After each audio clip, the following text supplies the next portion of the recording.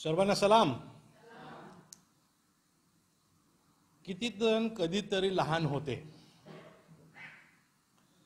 सगळे मोठेच जन्मले का? कधीतरी लहान होतो आपण. आणि लहानपणी आमच्या आवडीची एक बाब म्हणजे बक्षीस ही असायची. आपण पास झालो तर आम्हाला बक्षीस मिळत असे. आम्ही शाळेमध्ये एखाद्या स्पर्धेत यशस्वी झालो किंवा प्रावीण्य मिळवलं, क्रमांक मिळवला तर त्यासाठी बक्षीस मिळत असे. आपण परीक्षेत उत्तम मार्कांनी उत्तीर्ण झालो त्यासाठी बक्षीस मिळत असे. विविध गोष्टींसाठी बक्षीस आम्हाला मिळत असे. अर्थात कधी कधी चुका जर झाल्या आणि विशेषतः आईवडिलांच्या नजरेत चुका झाल्या तर वेगळ्या प्रकारचं बक्षीस मिळत असे, नाही का? आणि आपण सर्वजण ह्या सर्व बक्षिसांच्या विविध स्तरांमधून गेलेलो आहोत. मात्र बक्षीस हा जो प्रकार आहे, प्रतिफळ हा जो प्रकार आहे, हा आम्हा सर्वांना ह्या ना त्या कारणास्तव आवडतोच. अगदी मोठं झाल्यानंतर सुद्धा आम्हाला बक्षीस आवडतं बरं का. कोणीतरी आम्हाला छान रॅप करून बक्षीस दिलं, छोटंसं का असे ना, परंतु मला बक्षीस मिळालं याचा आनंद गगनात मावेना असा असतो. आणि कधी ते बक्षीस उघडू आणि कधी त्यामध्ये मला काय भेटलेलं आहे हे बघू आणि कधी त्याने मी समाधान पाहू, असल्या प्रकारची वृत्ती आम्हा मानव प्राण्यांमध्ये सर्वांमध्येच आहे. अगदी वृद्ध लोकही ह्याला अपवाद नाहीत. वृद्ध लोकांकडेही तुम्ही जर बक्षीस घेऊन गेलात, त्यांच्या वाढदिवसाला म्हणा किंवा फादर्स डेला म्हणा किंवा मदर्स डेला म्हणा किंवा त्यांच्या विवाहाच्या जन्मदिवशी म्हणा, विवाहाच्या वाढदिवशी म्हणा किंवा कोणत्याही प्रसंगात, क्रिसमसच्या वेळेस म्हणा, त्यांना तुम्ही बक्षीस दिलं तर त्यांना आनंद वाटतो. आमेन. बक्षीस, प्रतिफळ आम्हा सर्वांना आवडतं. परंतु बक्षीस आणि प्रतिफळ ह्यामध्ये फरक आहे. बक्षीस हे आनंदाने हे दिलेलं असू शकतं, तुम्ही काहीतरी केलं म्हणूनच दिलं पाहिजे असं आवश्यक नाही.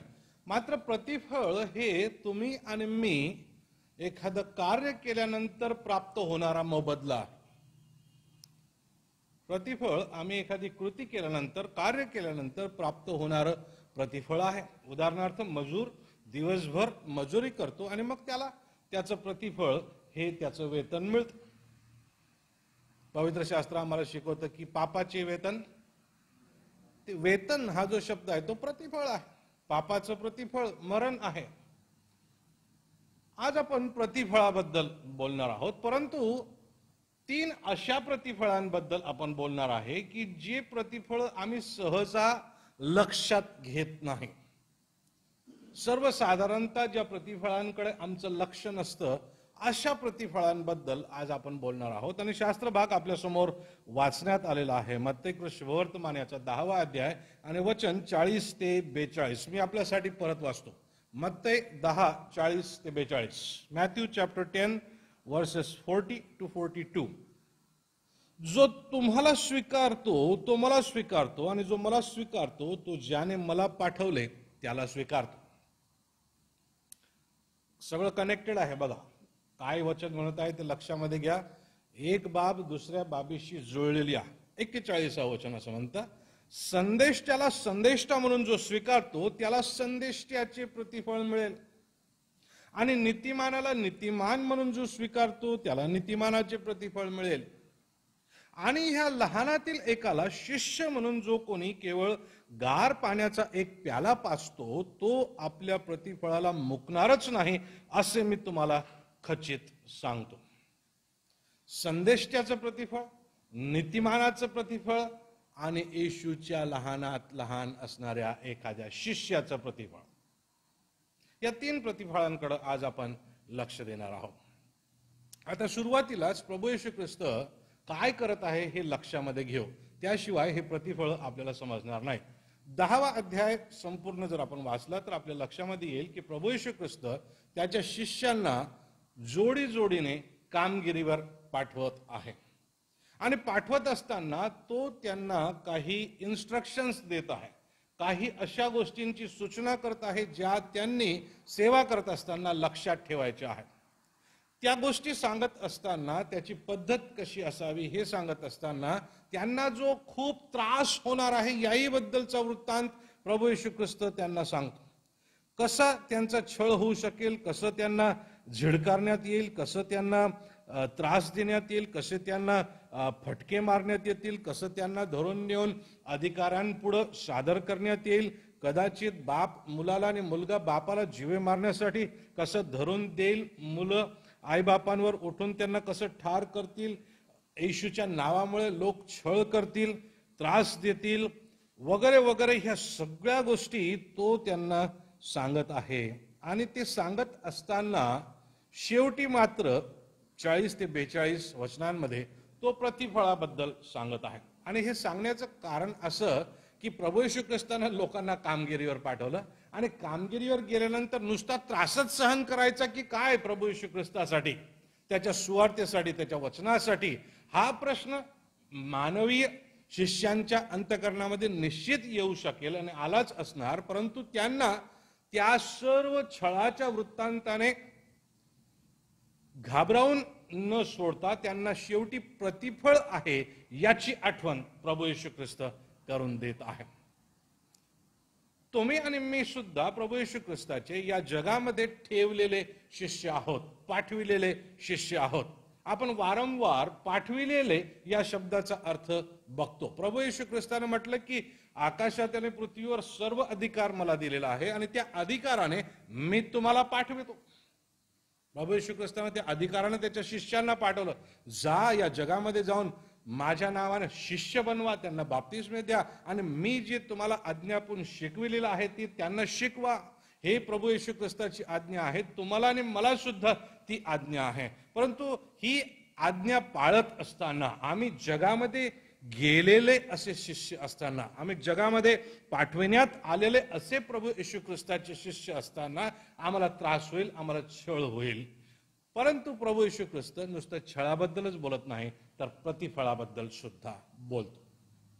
आता तो एक सूत्र या प्रतिफळांबद्दल बोलण्याआधी मांडत आहे 40व्या वचनामध्ये आणि ते सूत्र फार सोपं आहे, फार लक्षात घेण्यासारखं आहे. काय सूत्र आहे? जो तुम्हाला स्वीकारतो तो मला स्वीकारतो.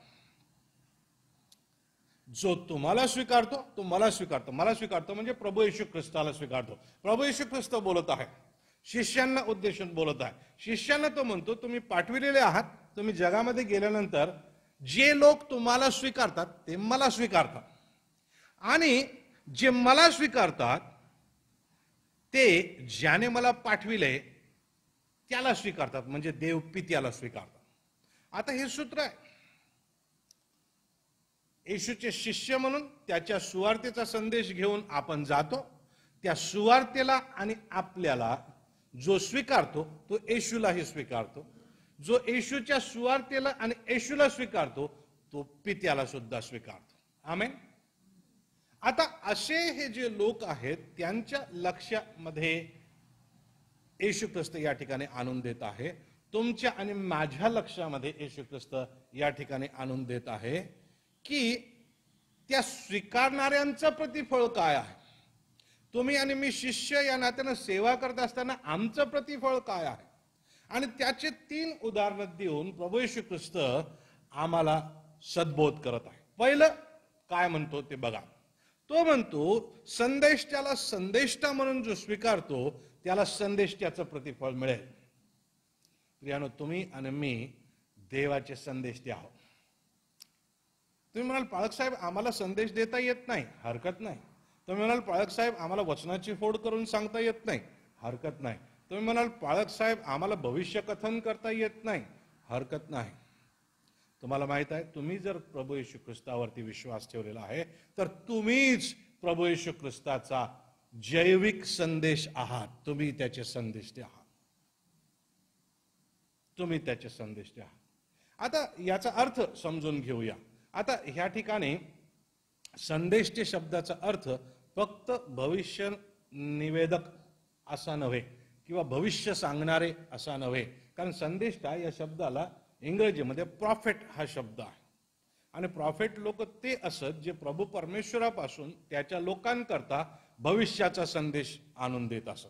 मात्र त्या संदेष्ट्यांकडे जर आपण बघितलं तर ते संदेष्टे तत्कालीन परिस्थितीला अनुरूप तिथल्या तिथे त्यांनी काय करावं, कसं त्यांनी न्यायाने वागावं, कसा त्यांच्यातला अन्याय त्यांनी दूर करावा, कसं त्यांनी प्रभू परमेश्वराकडे वळावं, ह्याचाही संदेश देत असत. आणि म्हणून संदेश म्हणजे नुसता भविष्य कथन करणारा नव्हे, तर परमेश्वरापासून त्याच्या लोकांसाठी असण्याला संदेश घेऊन जाणारा, संदेश वाहणारा हा संदेश वाहक आहे. आता येशू ख्रिस्त म्हणतो की जो कोणी या संदेश वाहकाला स्वीकारेल त्याला संदेश वाहकाचं प्रतिफळ मिळेल. तुम्हाला पाहिजे का संदेश त्याचं प्रतिफळ? कोणाकोणाला पाहिजे संदेश त्याचं प्रतिफळ? हॅलो हॅलो ऑनलाईन तुम्हाला हवंय का संदेश त्यांचं प्रतिफळ? तुम्ही हो म्हणाला, तुम्ही हो म्हणाला. आता या संदेश त्यांचं प्रतिफळ 2-3 प्रकारचं आहे. पहिले नकारात्मक प्रतिफळ मला तुम्हाला सांगू द्या. आपण जर पवित्र शास्त्र उघडलं आणि ह्याच शुभवर्तमानाचा 5वा अध्याय 10, 11, 12 वचनं जर वाचली तर त्यामध्ये प्रभू येशू ख्रिस्त स्पष्ट रीतीने सांगतो की माझ्या पूर्वी येऊन गेलेल्या संदेष्ट्यांना त्यांनी छळलं. आता संदेष्टे म्हटल्यानंतर जग त्यांचा स्वीकारच करेल असं आवश्यक नाही. तुम्ही आणि मी देवबापाचे जिवंत साक्षी बनून जगामध्ये जेव्हा जातो तेव्हा लोक तुमचा आणि माझा स्वीकारच करतील असं आवश्यक नाही. तुम्हाला आणि मला चांगलंच प्रतिफळ मिळेल असं आवश्यक नाही. परंतु ते जगिक आहे प्रियान, ते ह्या जगातलं आहे. प्रभू येशू ख्रिस्त ह्या ठिकाणी या शिष्यांना जे प्रतिफळाबद्दल बोलत आहे ते जगिक ह्या ठिकाणच्या प्रतिफळाबद्दल बोलत नाही, तर तो दिव्य प्रतिफळाबद्दल त्यांच्या संती बोलत आहे. दुसऱ्या मोठ्या स्वर्गीय सार्वकालिक प्रतिफळाबद्दल तो बोलत आहे. तुम्ही आणि मी मानव ह्या नात्यानं आमचं सर्व लक्ष जगिक भौतिक ऐहिक प्रतिफळाकडे असतं आणि साहजिक आहे. परंतु ख्रिस्त म्हणतो नाही, तुम्हाला जगिक ऐहिक भौतिक प्रतिफळावर लक्ष केंद्रित करून जीवन जगायचं नाही, तर जे प्रतिफळ माझ्यापासून प्राप्त होतं सार्वकालिक कधी नाश न पावणारं असल्या प्रतिफळावरती तुम्ही लक्ष केंद्रित करा, ही प्रभूची इच्छा आहे. काही भाष्यकारांचं याच्यावरती मी वाचन करत होतो. त्यांचं असं म्हणणं आहे की प्रभू येशू ख्रिस्त जेव्हा प्रतिफळाबद्दल बोलत आहे तेव्हा छळात्मक प्रतिफळ असू शकेल. दुसरं म्हणजे जो संदेशाला स्वीकारतो म्हणजे त्याच्याजवळ असणाऱ्या उत्तम संदेशाला जो स्वीकारतो, जीवन परिवर्तन करून टाकणाऱ्या संदेशाला जो स्वीकारतो, आमच्या जीवनाचा आमूलाग्र बदल घडवून आणणाऱ्या संदेशाला जो व्यक्ती स्वीकारतो, त्याला पुढे चालून त्याच संदेशाकडून ख्रिस्तामध्ये अधिक कसं रुजत जायचं हे शिकायला मिळतं. ख्रिस्तामध्ये परिपक्व कसं बनायचं हे शिकायला मिळतं. ख्रिस्तामध्ये जीवन जगत असताना काय टाळायचं आणि काय करायचं ह्याबद्दलचं मार्गदर्शन त्याला मिळतं. हे प्रतिफळ आहे जगिक सकारात्मक. इथेच त्यांच्या सहवासात असताना, त्यांच्या सोबत असताना, त्यांचा स्वीकार केलेला असताना प्रभू येशू ख्रिस्ताला तो त्रैकातला दुसरा व्यक्ती कसा आहे हे तो आम्हाला समजून सांगेल. प्रभू येशू ख्रिस्तच केवळ तारणाचा पापक्षमेचा मार्ग या जगामध्ये कसा आहे हे तो संदेश आम्हाला समजावून सांगेल. हे ख्रिस्ती जीवन जगत असताना छळ येतील, त्रास येतील, त्या त्रासांवर मात करून ख्रिस्तावर लक्ष केंद्रित करून कसं जीवन जगायचं याबद्दलचं मार्गदर्शन ते संदेश तुम्हाला आणि मला करतील. आणि ते एक प्रतिफळ आम्हाला संदेशांकडून मिळेल. आवडेल का आम्हाला असं प्रतिफळ? मला तुम्हाला सांगू द्या, बहुतांश ख्रिस्ती लोकांच्या जीवनामधला जो संघर्ष आहे, जो उतार चढाव आहे, तो असामंजस्याचा नाही, तो शिक्षणाच्या उणिवेचा नाही, तो पैशांच्या कमतरतेचा नाही, तो आहे ख्रिस्ती परिपक्वतेचा. संघर्षाचं मूळ कारण आहे ख्रिस्तात मुळावलेले नसणे. आम्ही ख्रिस्ती का आहोत? कारण आम्ही ख्रिस्ती घरात जन्मलो. आम्ही ख्रिस्ती का आहोत? कारण आम्ही दुसरे काही नाही म्हणून ख्रिस्ती आहोत. आम्ही ख्रिस्ती का आहोत? कारण आम्ही चर्चला जातो म्हणून आम्ही ख्रिस्ती आहोत. अशा दृष्टिकोनातून जर आमचं ख्रिस्ती जीवन असेल तर त्या ख्रिस्ती जीवनाला काहीही अर्थ नाही. मग ख्रिस्ती म्हणजे ख्रिस्ताचं अनुकरण करणारे आणि ख्रिस्ताच्या शिकवणीनुसार जीवन जगणारे, त्यांच्या जीवनामध्ये ख्रिस्त सादृश्यता आम्हाला दिसून येते. ख्रिस्ताच्या दृष्टिकोनातून विचार करण्याची क्षमता त्यांच्या जीवनामध्ये दिसून येते आणि त्याचे लाभ त्यांना ह्या जगात सुद्धा होतात. आमेन, आमेन. आपण स्वतःला प्रश्न विचारूया की मी संदेशाचा संदेष्ट्याद्वारे स्वीकार केलेला आहे का? या संदेष्ट्यांप्रती माझी वृत्ती कशी आहे? मी त्यांना स्वीकारतो का? प्रभू येशू ख्रिस्त स्पष्ट म्हणतो, हे संदेष्टे जो संदेश घेऊन तुमच्याकडे येतात तेव्हा तुम्ही त्यांना जर स्वीकारता तर तुम्ही मलाच स्वीकारलेला आहे. मला जर तुम्ही स्वीकारलेला आहे तर पित्याला स्वीकारलेला आहे, आणि पित्याला जर स्वीकारलेला आहे तर मग ह्या तिघांनाही स्वीकारण्याचा, या चौघांनाही स्वीकारण्याचं जे अनंतकालिक जीवनाचं प्रतिफळ आहे त्यापासून तुम्ही आणि मी मुकणारच नाही. ते आम्हाला भेटल्याशिवाय राहणारच नाही. आमेन.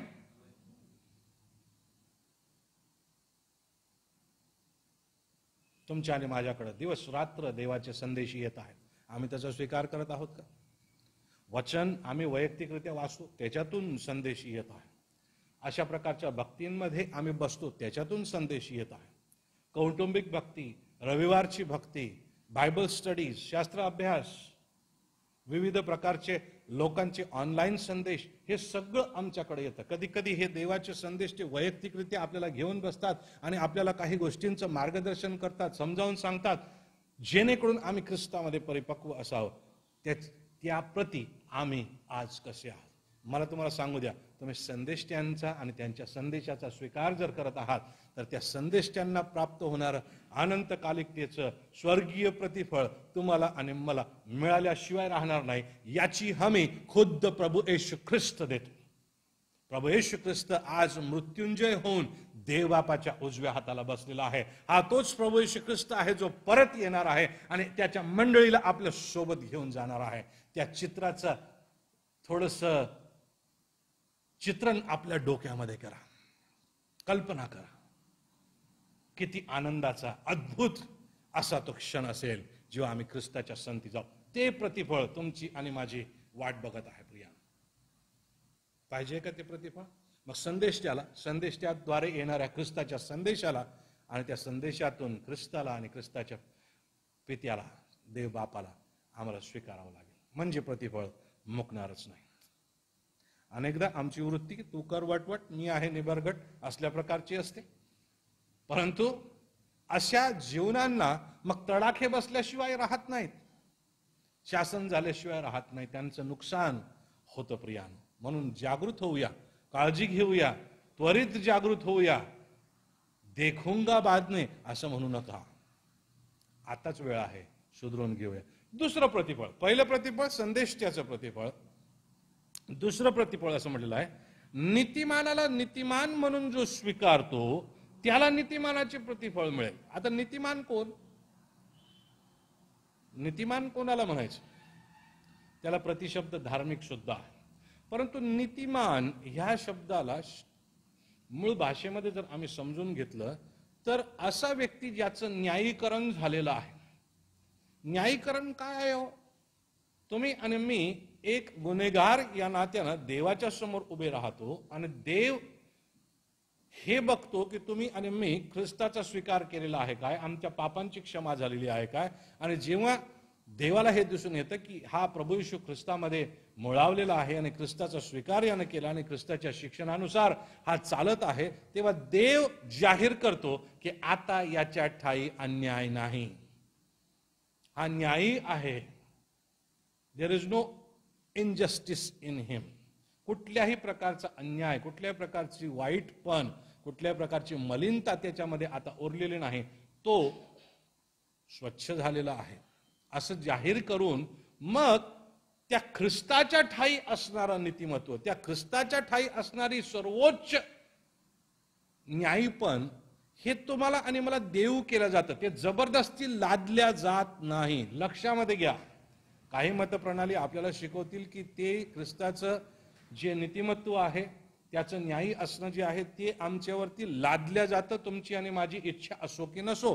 परंतु तुम्ही आणि मी लक्षामध्ये घेणं गरजेचं आहे की तुम्ही आणि मी स्वतंत्र इच्छाशक्ती असणारे असे देवाने घडवलेले आहे. कळसूत्री बावले किंवा लाकडाचे ओंडके बनवलेले नाही की उचललं पोतं आणि आपडलं त्याच्या पाठीवर आणि त्याची इच्छा असो की नसो ते त्याच्या ठाई जमा करून देण्यात आलं किंवा त्याच्यावरती लादण्यात आलं. नाही, तुम्हाला आणि मला ते देव केलेलं आहे. आणि म्हणूनच पवित्र शास्त्र तुम्हाला आणि मला नीती शिक्षण देतं. त्याला इंग्रजीमध्ये ट्रेनिंग इन रायचियसनेस म्हटलेलं आहे. ती ख्रिस्तासारखं अधिक बनण्याचं शिक्षण, ख्रिस्ताची नीतिमत्व अधिक धारण करण्याचं शिक्षण देवाच्या वचनाकडून आम्हाला मिळत जातं आणि ते आम्ही धारण करत जातो. आणि ते धारण केलेले लोक म्हणजे नीतिमान लोक. आमेन.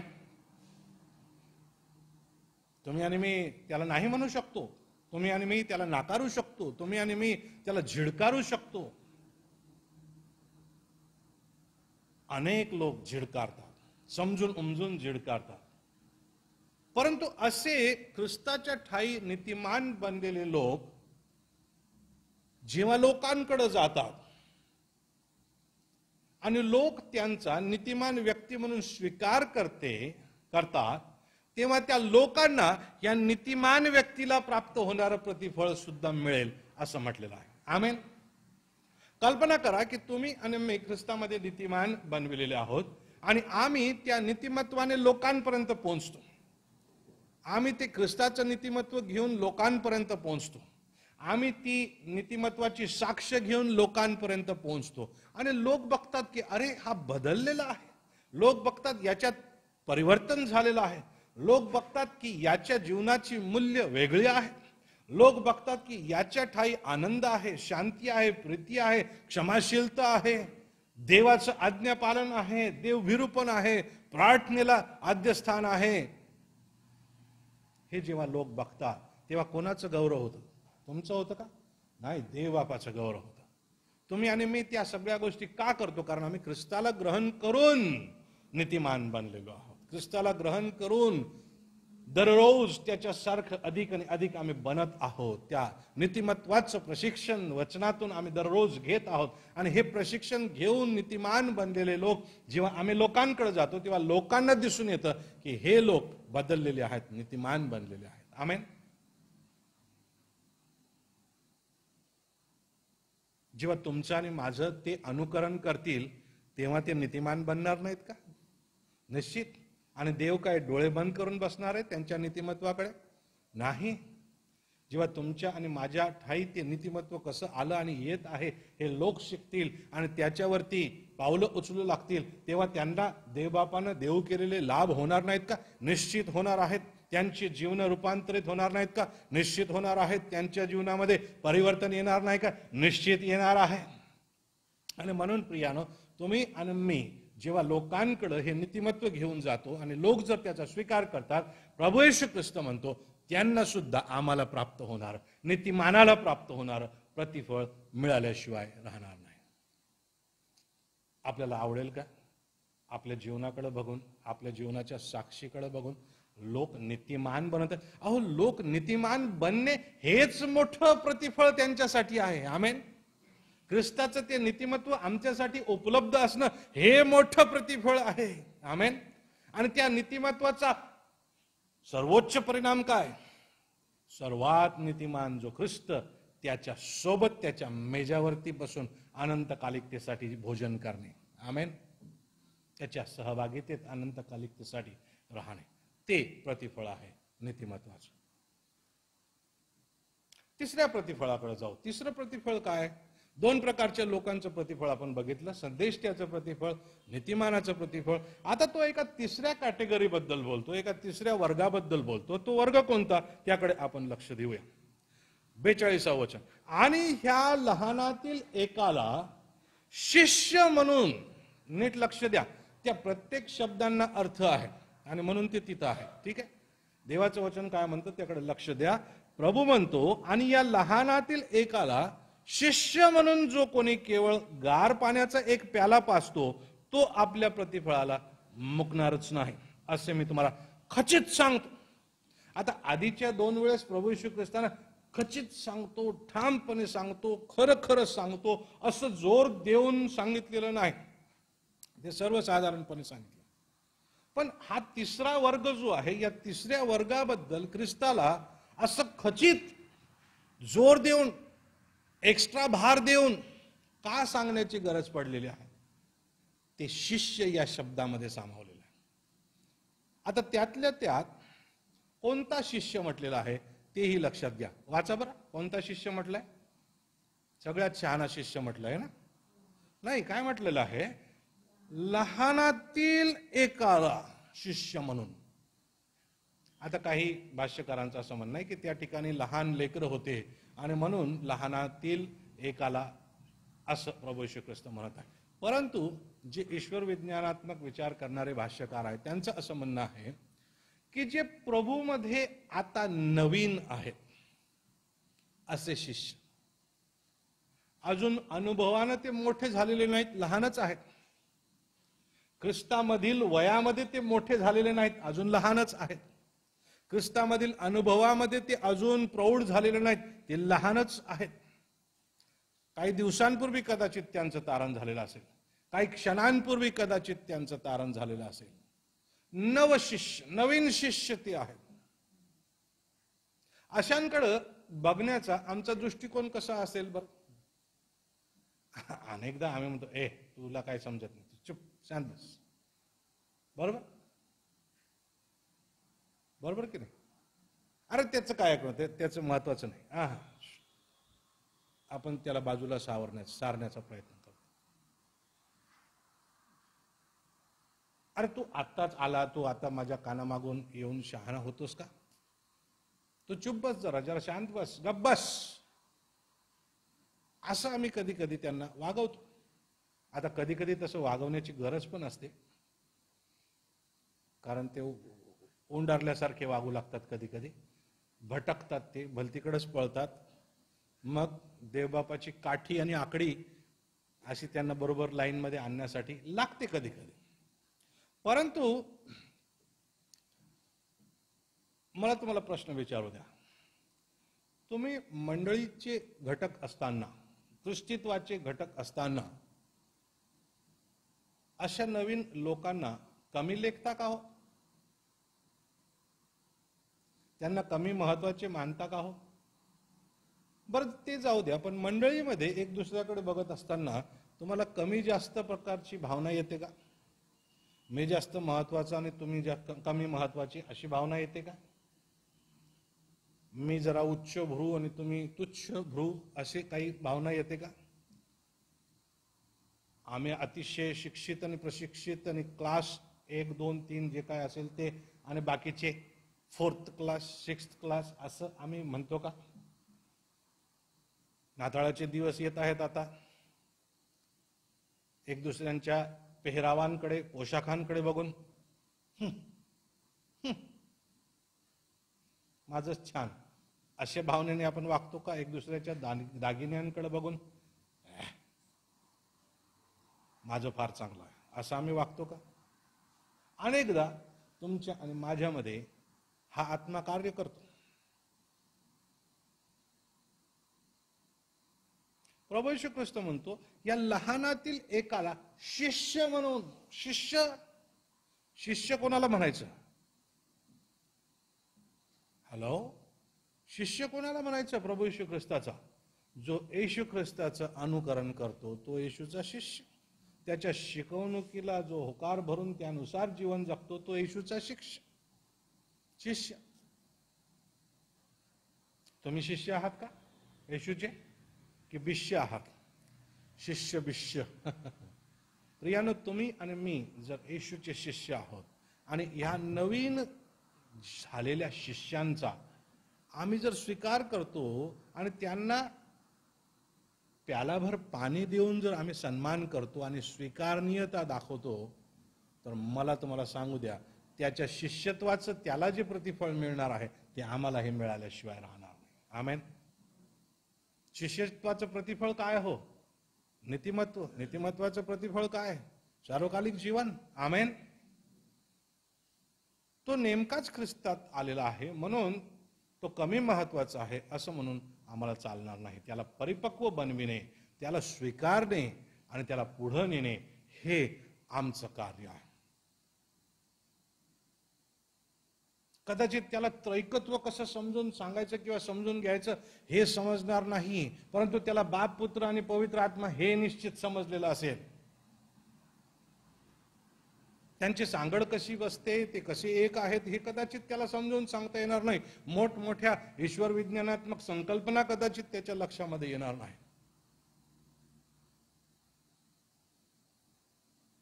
कदाचित प्रभू येशू ख्रिस्तानं त्याच्या वधस्तंभावरील त्रास कसा सहन केला हे त्याला समजणार नाही, परंतु तो त्रास माझ्यासाठी सहन केला, माझ्यासाठी त्या वधस्तंभावर खेळला गेला हे सत्य त्याला माहीत आहे.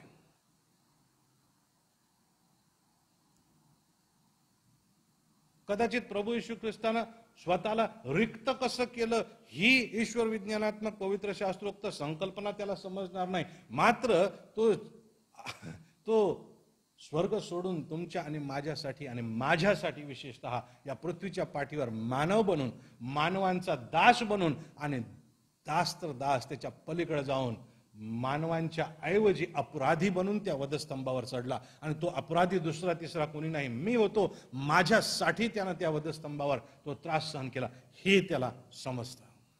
आमेन. तो शिष्य आणि त्या कारणास्तव तो येशूचा अनुयायी बनलेला आहे. म्हणून तो शिष्य.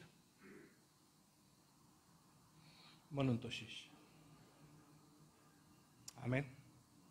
आमची अशा शिष्यांप्रती कशी वृत्ती आहे? आम्ही त्यांचा स्वीकार करतो का? आम्ही त्यांना थंड पाण्याचा प्याला देतो का?